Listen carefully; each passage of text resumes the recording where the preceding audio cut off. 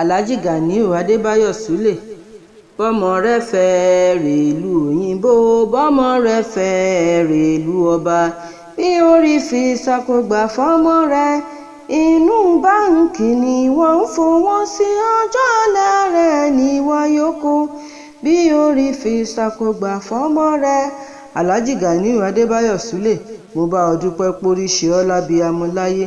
Gbogbo ẹbí Àlí Balógun tìlú Èkó, ẹ bá mi kí baba Ọláwálé Súlè.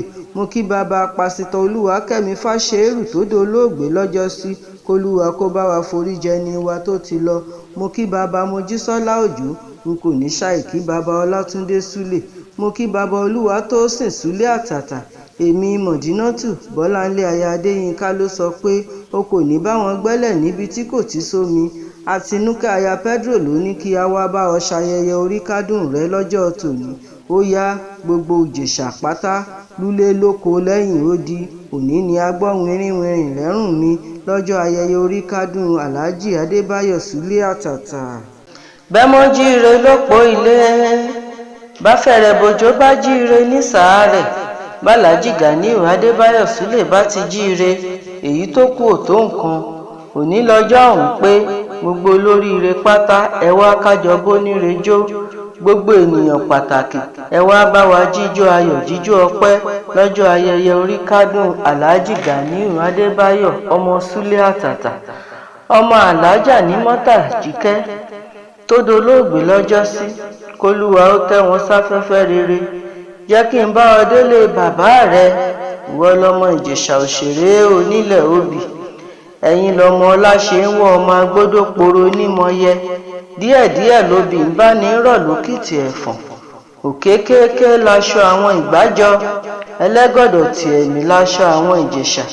Èmi kò mọ ibi tí Àdìsá ti rí ẹgbàáràn ọdún, èmi kò mọ ibi tí Àdìsá ti rí ẹgbàáràn wọn gógó. Èyí tí ẹ bá rí lọ́jà ẹ rà fún mi wá, kí n rí fi jó ṣẹṣẹ kúrú olóye. Ẹnìkan kì í jó lóye kó dùn rán rẹ, ẹnìkan kì í jó lóye kó dùn rán Ìjẹ̀ṣà. Ta ni yóò jó lóye dùn yá rẹ? Àjíkẹ́ ọmọ agbódòporo nímọ̀yẹ. Òpè ni wọ́n ń kìran Báṣọ̀run, òkìtìpẹ̀tẹ̀ ni wọ́n ń kìran Ìjẹ̀ṣà. Òpè ni ẹ ti wá jẹ Báṣọ̀run, òkìtì ẹ̀fọ̀n ní bàbá Àdìsá ti wá gbẹ̀jẹ̀ Ògún. Ẹ̀jẹ̀ Ògún tí ẹ wá gbà lẹ kò sẹ́rí lọ sílé mọ́. Ẹ jẹ́ kí á relé lónìí.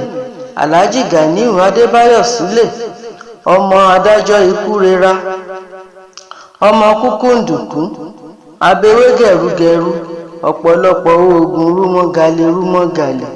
Àdìsá ní bí ọlọ́pọ̀ oògùn, Àdìsá ní bí olékèé kò ní jẹ́. Adébáyọ̀ ní orí ẹni jẹ́ ojú ewé lọ, ó di ẹ̀kíní. Mo ní n ó gbọ́mọ olóbì níyàwó, wọ́n ní a kì í gbọ́mọ olóbì níyàwó, ni mo bá tún fi dá a lé. Ìgbà tí ó di ẹlẹ́ẹ̀kẹrìndínlógún ni mo bá bínú, mo gbé ọmọ olóbì níyàwó. Wọ́n ní ọmọ olóbì kan ò ṣeun kó bá ọkọ rẹ̀ débí, wọ́n lọ́mọ olóbì kan ò ṣènìyàn kó bọ́kọ rẹ̀ dérìn àjò. Èmi kò tètè mọ̀ pé irọ́ ni wọ́n ń pa mọ́mọ Àjíkẹ́ ọmọ agbódòporo nímọ̀yẹ. Èmi àtọmọ olóbì ni a rin ìrìn àjò, èmi àtaya mi ni a jọ rebí.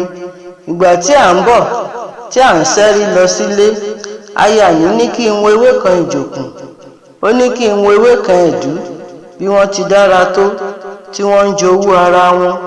Mo ní kí ó já ewé kan ìjòkùn. Adébáyọ̀, mo ní kí ó já ewé kan ẹ̀dú, kí ó rí fisóbì tí ń bẹ nínú ilé. Alhaji Ganiu Adébáyọ̀ Súlè, ọmọ olóbì ní kùndúrú, Ìjẹ̀ṣà kò sun òrèé, ẹni àtín lẹ́ni ẹrú ọwá. Adébáyọ̀ ọmọ ẹlẹ́ni ẹwẹ́lẹ́, Ìjẹ̀ṣà àbẹ̀ní, ẹ̀ka obì ẹgbàgbé àpòpó. Ajíbẹ́wàgún mọ̀ pé àná rà gẹ́gẹ́ bí ẹni ń kí ajé. Ọmọ olóbì àjásòwò, ọmọ olóbì ọ̀wọ́wọ́ ń tiriwọ́, ọmọ olóbì ọ̀wọ̀wọ̀ ń tiriwọ̀.